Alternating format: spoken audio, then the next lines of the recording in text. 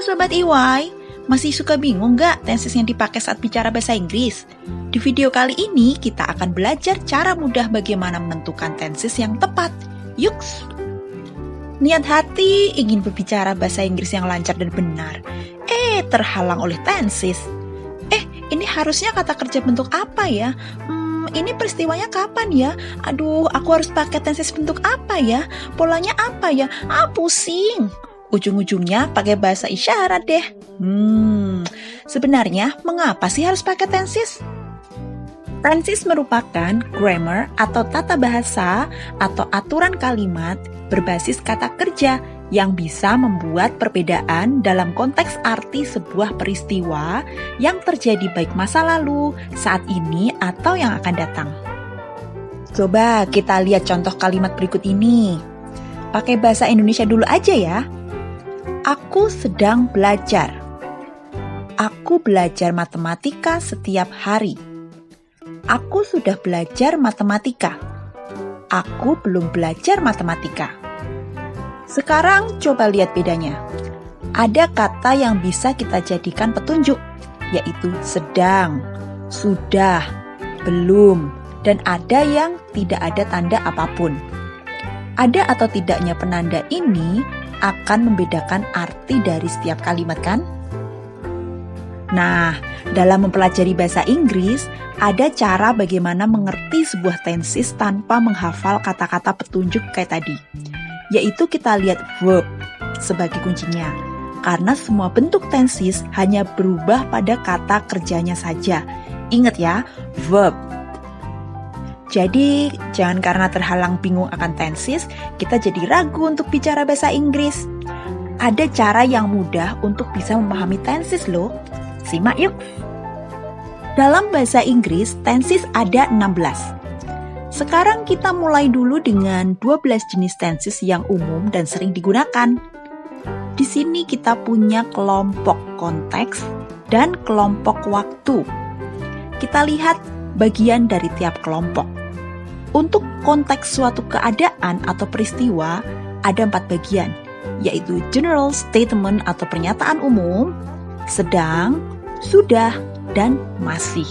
Sedangkan kelompok waktu ada masa sekarang, masa lampau, dan yang akan datang.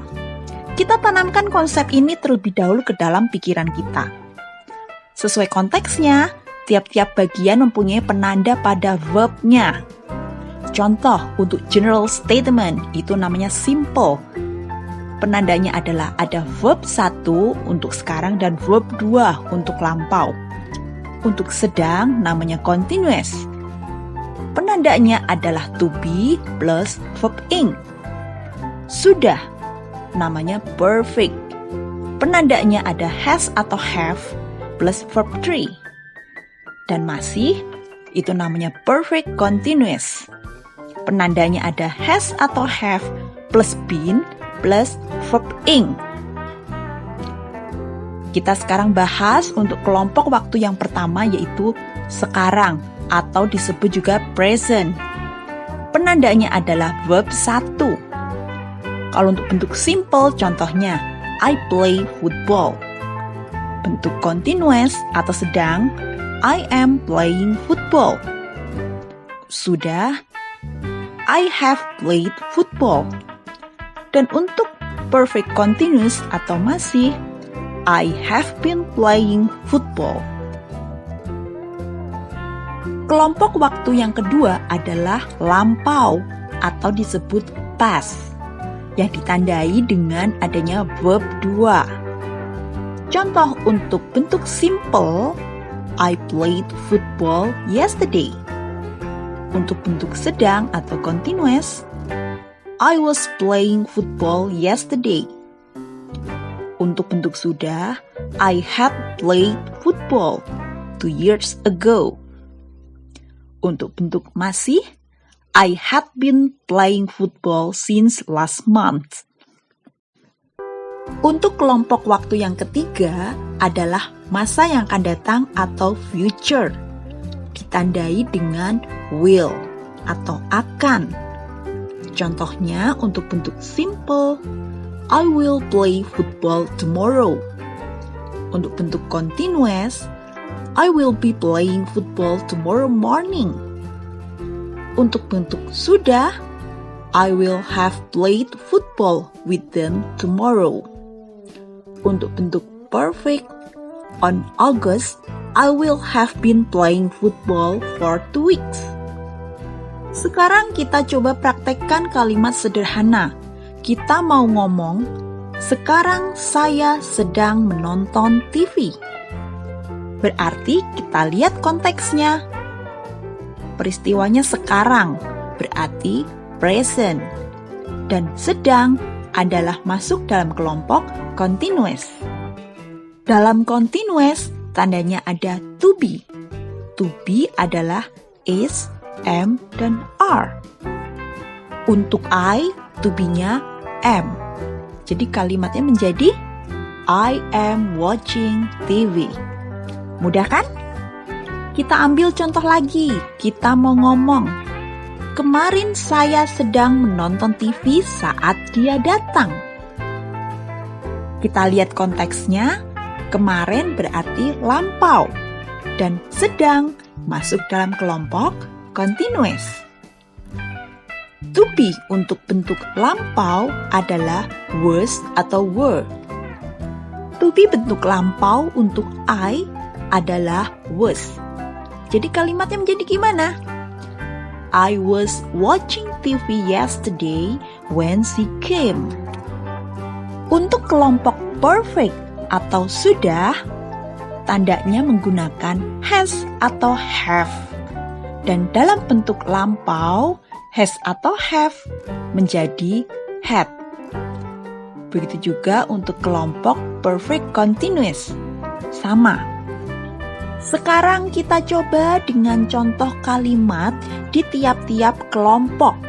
Dengan konsep yang sudah kita pelajari, kita tanamkan dalam pikiran, yaitu konteks waktu dan peristiwa. Kita bahas detail satu persatu yuk. Kita mau ngomong suatu peristiwa di saat sekarang atau yang biasanya dilakukan.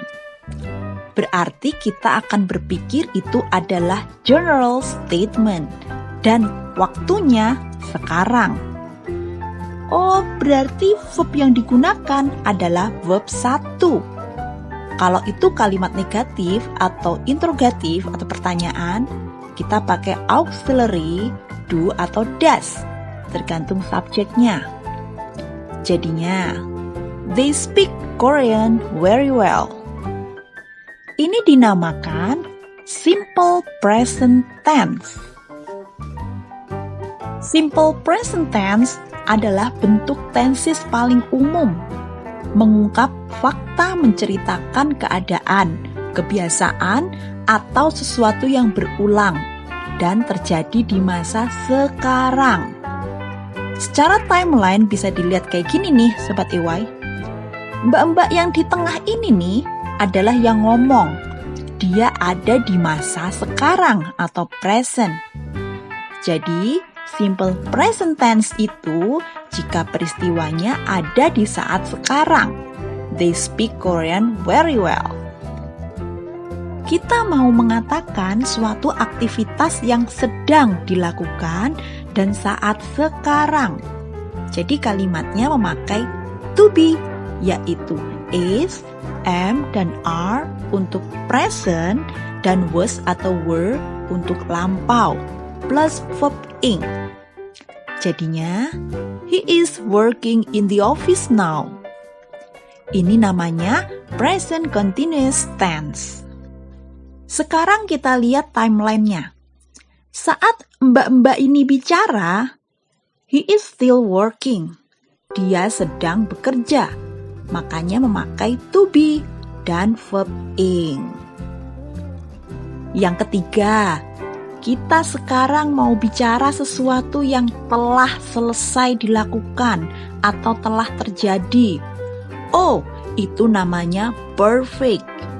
Cirinya, kita memakai has atau have, tergantung subjeknya, plus verb 3. Contohnya, he has made a delicious cake. Ini namanya present perfect tense.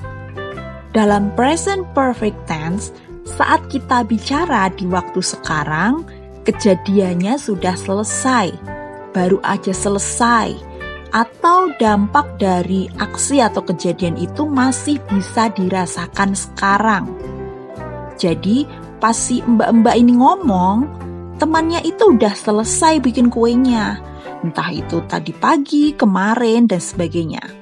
She has made a delicious cake. She already finished of making cake. Jadi pada saat si mbak ini bicara. Yang keempat, kita membicarakan peristiwa atau kejadian yang telah dilakukan, tetapi sampai saat sekarang, peristiwa itu masih ada atau masih dilakukan. Jadi kita pakai has atau have plus been plus verb ing. Contohnya, I have been working as a teacher since 2020. Ini dinamakan present perfect continuous tense. Dalam present perfect continuous tense, saat kita bicara, kejadian sudah selesai dilakukan pada suatu titik di masa lampau. Tetapi sampai kita bicara di saat sekarang itu masih berlanjut. Dalam hal ini, si mbak-mbak ngomong kalau dia sudah bekerja sejak 2020 dan sampai sekarang masih jadi guru, teacher.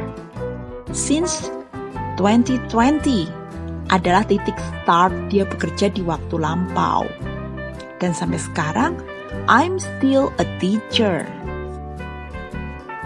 Sekarang kita ke kelompok lampau dan general statement. Untuk verb ini yang dipakai adalah verb 1. Dan jika kalimat itu negatif atau interrogatif, gunakan auxiliary-nya juga lampau ya, yaitu did. Contoh, he called his friend yesterday. Ini namanya simple past tense. Pada simple past tense, saat kita bicara kejadiannya sudah lampau. Kadang ditandai dengan keterangan waktu seperti yesterday, 2 years ago, last week, this morning, last night, dan seterusnya. Jadi, called his friend yesterday, kejadiannya sudah berlalu. Kapan? Yesterday, kemarin. Nah itu mbak-mbak yang di tengah itu ngomongnya kapan? Kita ngomongnya kapan? Sekarang. Present, kan gitu. Oke, lanjut.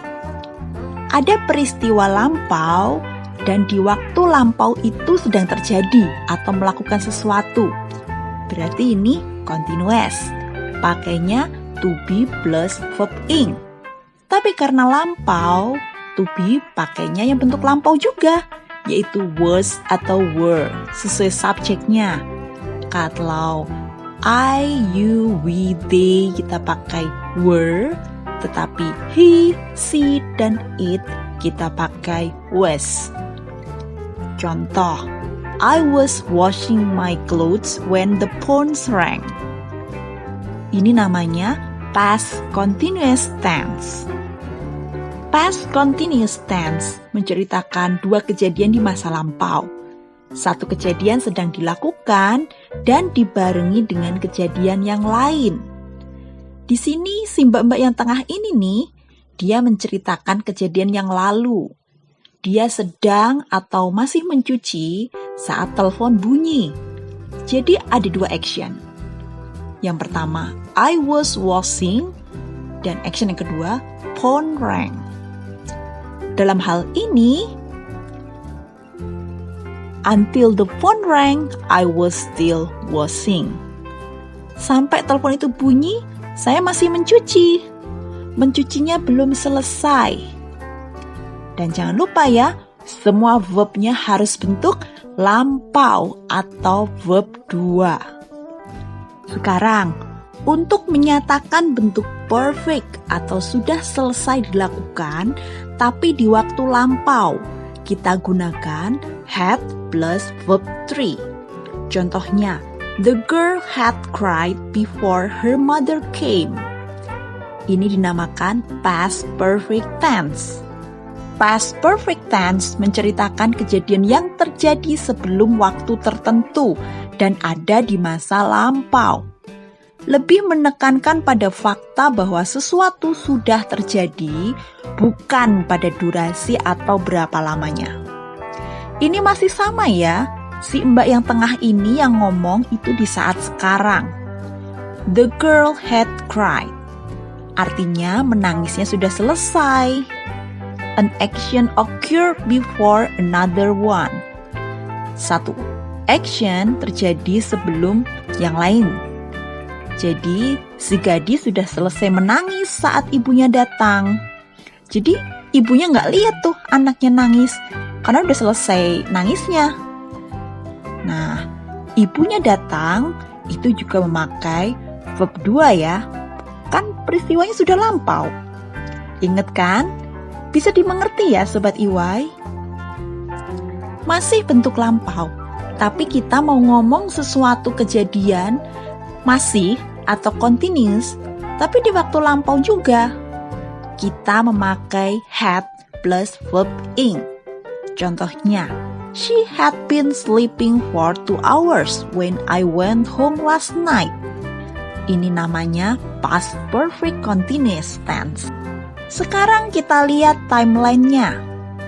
Past perfect continuous tense menceritakan sesuatu yang terjadi di masa lampau dan sudah selesai pada titik waktu tertentu di masa yang lampau juga.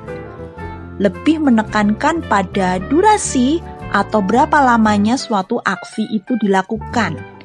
Ini biasanya ditandai dengan kata keterangan seperti all day, for 2 years, dan lain-lain.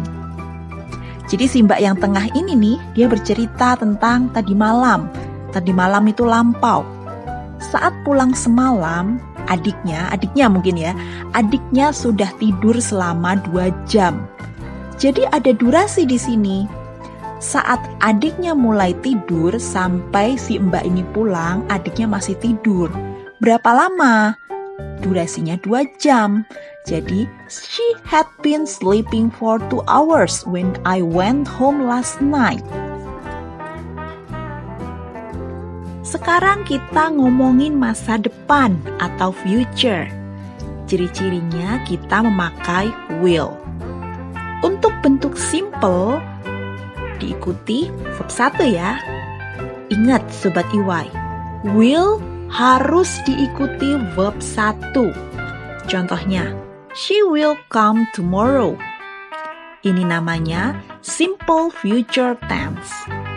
Simple future tense menceritakan kejadian yang akan terjadi di masa datang.